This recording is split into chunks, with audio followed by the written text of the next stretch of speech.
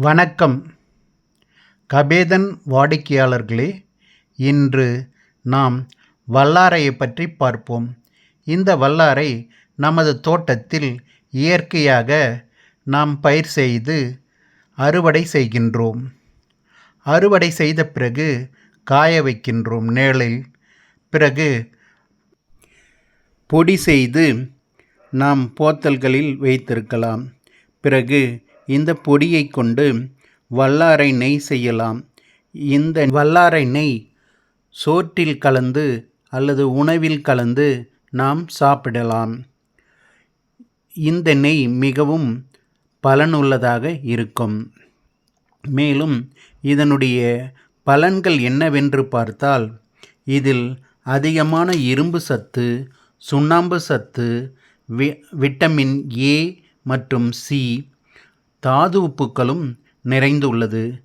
இதனுடைய பலனை என்னவென்று பார்த்தால், இது மூளைக்கு மிகவும் நல்ல பலனை கொடுக்கும். மன நோயையும் தீர்க்கும்.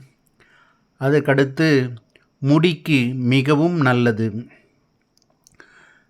பல நோய்களை இது தீர்க்க வல்லது. மூட்டு வலியையும் நீக்கும். இந்த வல்லாரையை பொடி செய்து நாம் பயன்படுத்தலாம்.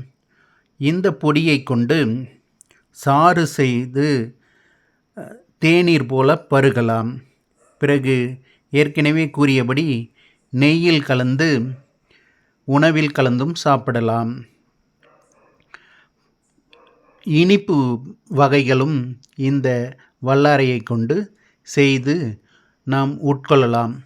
இந்த வல்லாரை எல்லா கீரைகளுக்கும் அரசனாக இருப்பதால் இதற்கு வல்லாரை என்று கூறப்படுகிறது. அவ்வளவு சத்து இதில் உள்ளது.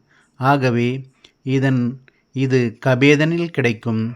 வாங்கி பயன்படும்படி வாடிக்கையாளர்களை அன்புடன் கேட்டுக்கொள்கின்றோம். நன்றி, வணக்கம்.